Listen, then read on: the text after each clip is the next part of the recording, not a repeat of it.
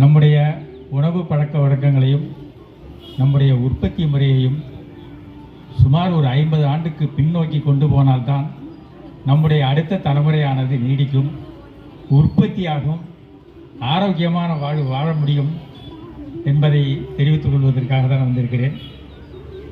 நம்முடைய வேளாண் முறையிலே 100% மாற்றம் ஏற்பட்டு மருத்துவமனைகள் அதிகரிப்பதை பெருமையாக பேசிக் கொண்டிருக்கின்ற காலமாகிவிட்டது.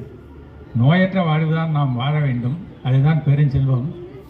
இப்பொழுது நோயை பரப்புவதே குறிக்கோளாக கொண்டு கார்ப்பரேட்டுகள் இயங்கிக் கொண்டிருக்கிறார்கள். அதிலிருந்து நாம் மீள வேண்டுமானால் மீண்டும் நாம் பழைய சாகுபடி முறைக்கு செல்ல வேண்டும். எல்லாரும் ஆடு மாடு முடிஞ்சால் கோழி வச்சுக்கணும். மாடு இல்லாமல் ஆடு இல்லாமல் சாகுபடி பண்ணுறதுக்கு நினைக்கிறது ரொம்ப தப்பு. எல்லாமே ஸ்ப்ரேயரும் கைமா நிற்கிறாங்க. இதே மாதிரி எல்லாம் அதை குட்டிப்பால் கொடுத்து பிள்ளை வளர்க்குற மாதிரிங்க தாய்ப்பால் மூலமாக தான் குழந்தை வளர்க்கணும். அதுதான் ஆரோக்கியமாக இருக்கும். உங்களுக்கு தெரியும், ஒரு வீட்டில் தோசை விட்டாக்கா அது 5-6 வீட்டுக்கு வாசிக்கும். நம்ம ஊரில் சாகுபடி பண்ணுறதுக்கு அந்த மாதிரியான இயற்கையான வாய்ப்புகள் இருந்துச்சு 40-50 வருஷத்துக்கு முன்னாடி. பைய இப்போ நம்முடைய உணவில் எந்த விதமான வாசமும் இல்லை, சத்தும் இல்லை. வாசம் இருந்தால் தான் சத்து இருக்கும். ஏன் இல்லை? நம்முடைய மண் மலடாக போயிட்டு எல்லாம் உப்பை கொட்டி உள்ளுக்குள்ளார இருந்த எல்லா விதமான நுண்ணுயிர்களையும் புழு பூச்சி வண்டு கரையாங்காலம் எல்லாத்தையும் அழிச்சாச்சு. இவைகள் தான் நம்முடைய மண்ணுக்கு உரத்தை கொண்டு போய் சேர்க்கிறது. நம்முடைய கழிவுகள் அனைத்தையும் நாம் நம்முடைய வயல்களில் இடணும். திருப்பி அதை அந்த நுண்ணுயிர்கள் சிறு சிறு உயிர்கள் அதை வேருக்கு கொண்டு போய் கொடுக்கும். நமக்கு மறுபடியும் அதை தானியமாக மாற்றி கொடுக்கும். தானியமோ காய்கறியோ பூவோ எதாக இருந்தாலும் நமக்கு மண்ணிலிருந்து செடிகள் நமக்கு எடுத்து கொடுக்குது. இதுதான் கழிவு சுழற்சி. இந்த கழிவு சுழற்சியை செஞ்சு அதுக்கு மேலே நம்ம ஆரோக்கியமாக வாழ்றதுக்கான வழியை நம்ம கண்டுபிடிக்கணும். முக்கியமாக பள்ளிக்கூடங்களில் நம்முடைய பிள்ளைங்களுக்கு உணவு உற்பத்தி எப்படி செய்கிறது அப்படிங்கிறத சொல்லிக் கொடுக்கணும்.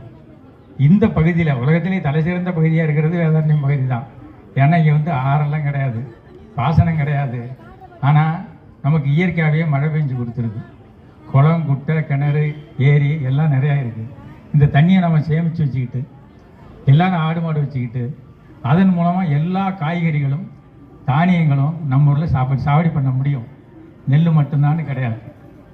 நம்ம ஊரில் தண்ணி குறைச்சலாக உள்ள கம்பு, காடைக்கண்ணி, குதிரைவாளி, கேழ்வரகு, சாமை, சோளம், திணை, நெல், வரகு எல்லாமே சாகுபடி பண்ண முடியும்.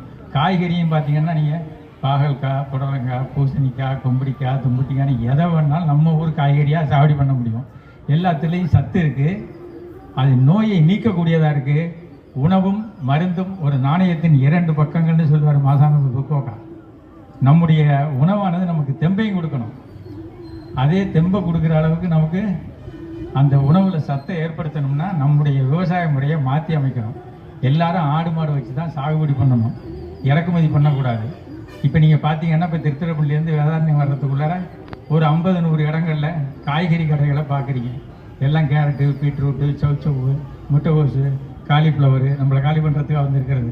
எல்லாம் நஞ்சு எல்லாம் சாப்பிட்டுட்டு அனைத்து பேர்களும் நீங்கள் பேருந்தில் ஏறினீங்கன்னாலோ ரயிலில் ஏறினீங்கன்னாலோ எங்கே போகிறீங்கன்னு கேட்டிங்கன்னா நாங்கள் ஆஸ்பத்திரிக்கு போயிட்டுருக்கோம், ஆஸ்பத்திரியில் உறவினரை பார்க்குறதுக்கு போயிட்டுருக்கோம்.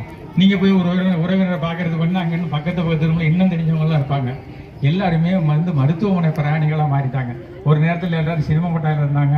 இப்போ எல்லாருமே மருத்துவமனையிலையும் மருத்துவமனைக்கு போக்குவரத்துலையுமே இருந்துகிட்டு இருக்காங்க. இந்த மாதிரி நோயை வளர்த்துக்கிறதுக்கான உணவை நாம் சாப்பிடக்கூடாது. இது இறக்குமதி பண்ணி சாப்பிட்றதுனால வர்ற விஷயம். நாமே உற்பத்தி பண்ணுறதுக்கான வாய்ப்பு இங்கே இருக்குது. நிறைய தண்ணி இருக்குது, நல்ல நிலம் இருக்குது. தேவை ஒன்றே ஒன்று, உடல் உழைப்பு. உடல் உழைப்பு இல்லாமல் அரேபியாவில் வர்ற பெட்ரோலை வச்சு தான் நம்ம எல்லாம் பண்ணணும்னு ஆசைப்படுறோம். அந்த பெட்ரோலை கொண்டாந்து வச்சுக்கிட்டு எல்லா வாகனங்களையும் நிரப்பிக்கிட்டு அதை வச்சு எளிதாக வேலையை முடிச்சிடறதான் நினைக்கிறோம்.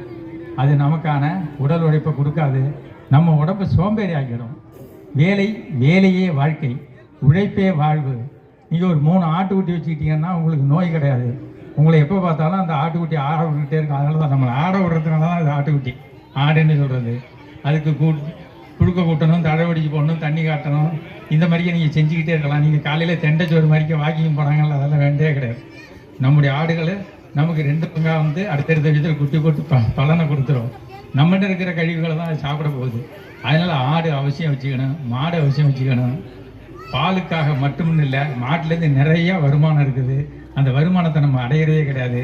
ஒரு மாடுங்கிறது கறிக்காகவோ பாலுக்காகவோ மட்டும் இல்லை, அதில் தோல் இருக்குது, கொம்பு இருக்குது, அதில் பெரிய விளைவுந்த பொருள்லாம் இருக்கலாம், கொழும்பு இருக்குது வச்சு எடுக்கிறதுக்கு. அதேமாதிரி கொழுப்பு இருக்குது, ஏரோப்ளானுக்கெல்லாம் போட்டு ஓட்டுறாங்க, அந்த கொழுப்பு எடுத்தால் போட்டு ஓட்டுறாங்க. கோரோசன் அதிலேருந்து தான் எடுக்கிறாங்க, கண்ணிலேருந்து மருந்து எடுக்கிறாங்க. அதே இன்சுலின் எடுக்கிறதுக்கு கணையத்துலேருந்து எடுக்கிறாங்க. இந்த மாட்டு வால் மயிறு கூட ஃப்ரெஷ்ஷாக பயன்படுது. அதனால் ஒரு மாடுங்கிறது லட்சக்கணக்கான ரூபாய்க்கு பெருமானம் உள்ள ஒரு பொருள். நாம் அதை வந்து சாதாரணமாக நினைச்சிக்கிட்டு இருக்கோம். மாடுங்கிறது பெரிய செல்வம். எல்லாரும் மாடு வச்சுக்கணும், மாட்டோட தான் வாழணும்.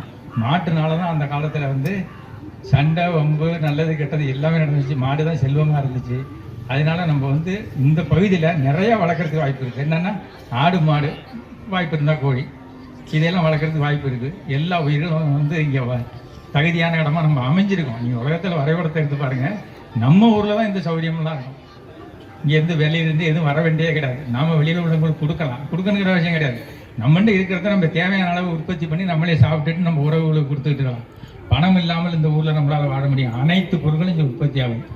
நமக்கு தேவையானது வெளியிலேருந்து வரணுங்கிற அவசியமே கிடையாது. எல்லாம் வெளிநாட்டிலேருந்தெல்லாம் வந்து இங்கே வாங்கி சாப்பிட்டுக்கிட்டு இருக்காங்க. அப்படியெல்லாம் செய்ய வேண்டிய அவசியம் கிடையாது. நாம் நம்முடைய மண்ணை நல்ல நீரோடையும் வளத்தோடையும் அடுத்த தலைமுறைக்கு ஒப்படைக்கணும். அதுக்கான முயற்சிகளை இப்பயே நீங்கள் எடுக்கணும். நன்றி, வணக்கம்.